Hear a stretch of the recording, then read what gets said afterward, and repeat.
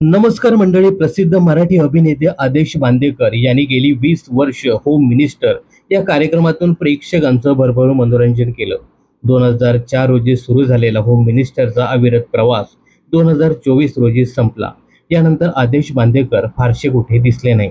आता पुन्हा एकदा आदेश बांदेकर हे नव्या जोशात छोट्या पडद्यावर पुनरागमन करत आहे. परंतु झी मराठीवर नसून ते आता स्टार प्रॉवर येणार आहेत.